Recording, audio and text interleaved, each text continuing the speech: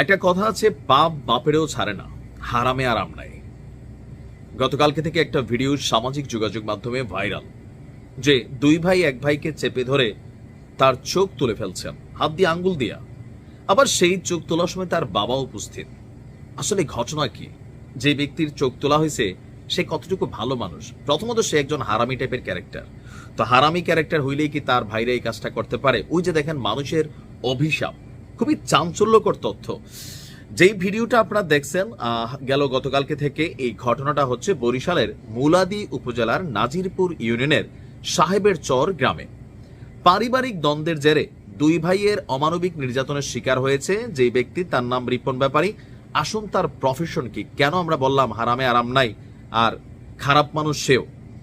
স্থানীয়রা বলছে এই রিপন ব্যাপারী বয়স 36, দীর্ঘদিন যাবৎ ঢাকায় বসবাস করতেন। তো ঢাকাতে তার প্রফেশন কি ছিল? চুরি ছিনতাই। আর এই চুরি ছিনতাই করে প্রায় 35 লক্ষ নগদ টাকা এবং 40 ভরি স্বর্ণ সে তার ভাইদের কাছে রাখছিল। বুঝতে পারছেন তাহলে কি পরিমাণ, কত বছর ধরে এই হারামি এই কর্মকাণ্ড করে। তো প্রায় 3 মাস আগে রিপন সেই টাকা এবং স্বর্ণ ফেরত চায় তার দুই ভাই এবং পরিবারের কাছে। আর ওখান থেকে আপনার এই বিরোধের সূচনা হয়, একাধিক সালিশও হয় গ্রাম্যভাবে, কিন্তু বিষয়টার সমাধান হয়নি।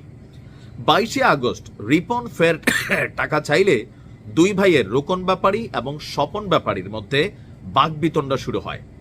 রাত 11টার দিকে বাবা আশেদ ব্যাপারী ক্ষিপ্ত হয়ে রিপনকে মারধর করেন এবং বাকি দুই সন্তানকে তার চোখ তুলে নেওয়ার নির্দেশ দেন।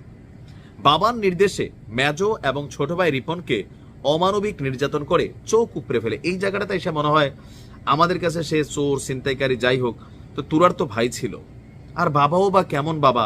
পৃথিবীতে আসলে সম্পর্কগুলার বন্ডিংটা কোথায় চলে গেল? পরে রিপনের চিৎকারে প্রতিবেশীরা এগিয়ে আসে, তাকে উদ্ধার করে স্থানীয় হাসপাতালে নেয়। এখন সে ঢাকার জাতীয় চক্ষু ইনস্টিটিউটে ভর্তি। রিপনের যে ছেলে আছে তার বক্তব্য, আমার বাবার গচ্ছিত টাকা আর স্বর্ণ আত্মসাৎ করার জন্যই চাচারা বাবাকে অন্ধ করে দিয়েছে। আগেও তারা বাবাকে মারধর করেছে, এবার চোখই তুলে নিল। আর বড় ভাইয়ের বক্তব্য, বাবার সামনে এই ঘটনা ঘটছে, বাবার নির্দেশ না দিলে রোকন আর স্বপন এতটা করতে পারতো না। ওসি সাহেব বলছেন যে অভিযুক্তরা পালিয়ে আছে, মামলা হয়নি, তদন্ত চলছে। শিক্ষণীয় কোনটা? হারামে আরাম নাই। ঢাকাতে বৈশা অবৈধ কর্ম কইরা এই টাকাটা আর্নিং করতে হয়তো কতজনকে ঘাই দিছে, কত মহিলার কান হয়তো ছিঁড়া ফেলছে, কতজনকে পোজ দিছে, কারোর সাথে প্রতারণা করছে। এই যে হারামের টাকা না পাইলি বাবা তুই টাকা, তোর জীবনটাই শেষ, এখন তুই ভিক্ষা করে ভাত খা।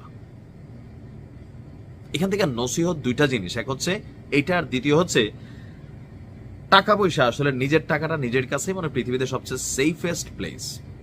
যার কাছেই টাকা রাখবেন, টাকা শত্রুতা নিয়ে আসে, একবার গিলা ফেললে আর বের করতে ইচ্ছে হয় না। ভালো থাকুন।